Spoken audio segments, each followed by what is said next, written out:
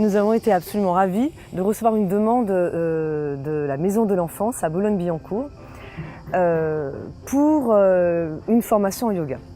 La demande était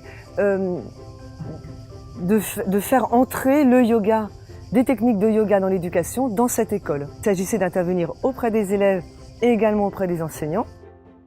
J'ai demandé à Christelle d'intervenir auprès des élèves et à Caroline d'assurer les 2 journées de formation des enseignants. Je pense que Caroline va pouvoir expliquer bien mieux que moi quel a été le contenu de ces 2 journées et l'accueil qu'elle a reçu.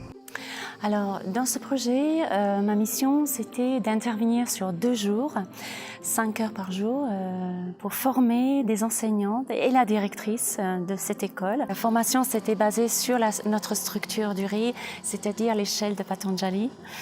Et puis, en commençant par les exercices de vivre ensemble, des exercices de nettoyage, élimination des toxines, la posture, la bonne posture, les postures adaptées aux enfants à la maternelle. Pour eux, le besoin, c'était de connaître quelle posture on pourrait travailler avec les enfants en maternelle.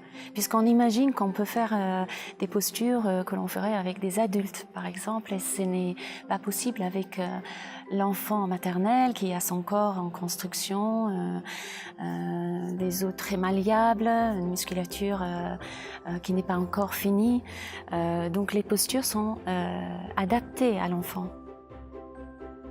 Ils ont travaillé notamment sur des livres en anglais aussi, des albums qui travaillent déjà avec les enfants. Et cet élément yoga qui était rajouté dans leur pratique habituelle, qui était pour eux une grande découverte. Même si avant elles avaient pratiqué avec Christelle et des élèves, pour elles c'était plutôt d'avoir cet apport en théorie aussi qui leur manquait. La directrice souhaite vraiment mettre en place du yoga pour ses enseignants aussi.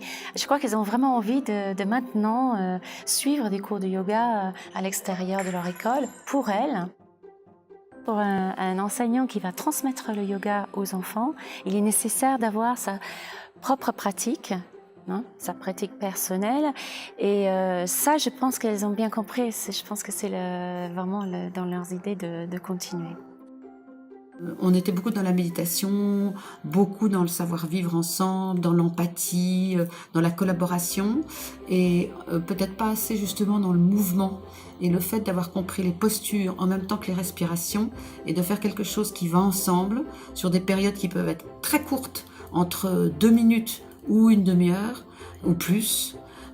C'était quelque chose qui allait être très complet et qui allait vraiment permettre aux enfants de se retrouver, de se concentrer, de s'apaiser et là encore, de se connaître plus et de trouver chez eux connaissance et estime de soi.